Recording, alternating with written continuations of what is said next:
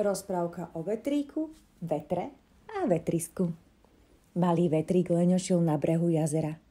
Nudil sa, trochu sa vrtel, ošíval, občas pozrel na otca vetra, ktorý práve zaspal po celonočnej práci v mäkkej tráve.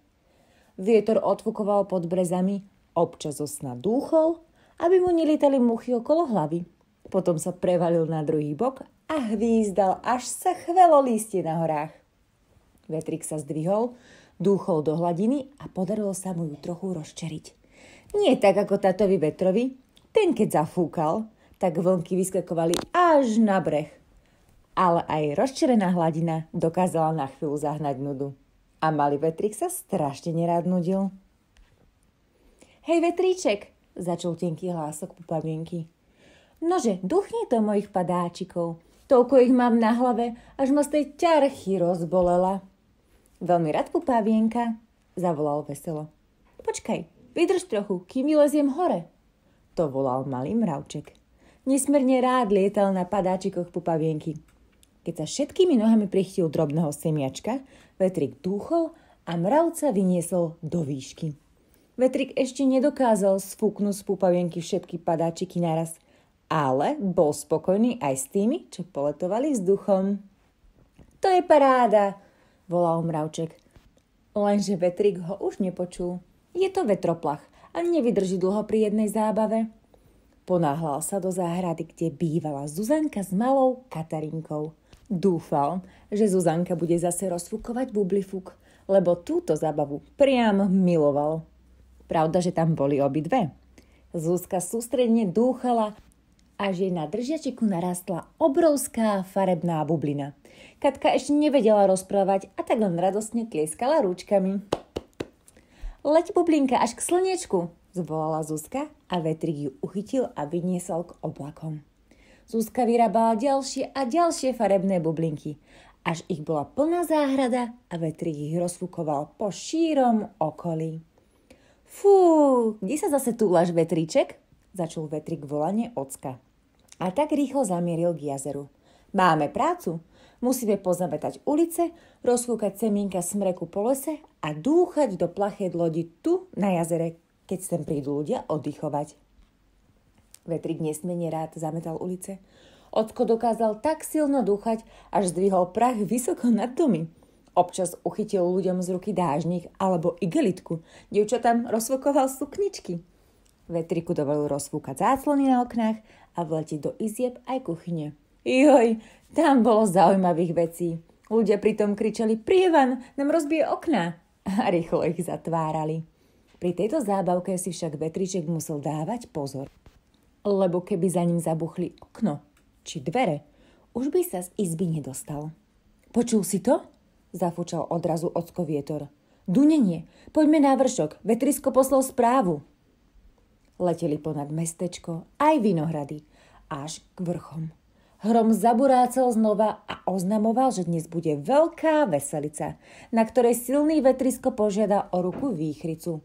Pozývajú všetky vetry na zábavu. Och, to nie, zvolal vetríček. Všetko zničia.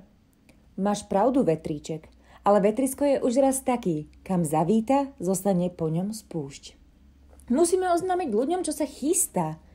Hej, veru oznámime. Zafúkam najsilnejšie, ako vládzem a rozfúkam všetko na okolí. Ľudia sa aspoň poschovávajú a keď priletí vetrisko s výchricou, už budú doma. Ja poletím k Zuzanke a Katarinke, volal a už ho nebolo. Dievčatá si v pieskovisku práve stávali veľkú väžu. Vetrík zafúkol najsilnejšie, ako vedel. Podarilo sa mu zodvihnúť pieskový prach a maminka hneď zavolala. Poďte dnu, deti, začína fúkať. Čo si sa chystá? Nepáči sa mi ten čierny mrak nad kopcami. Vetrík rozfúkal maminke na šnúrach bielizeň.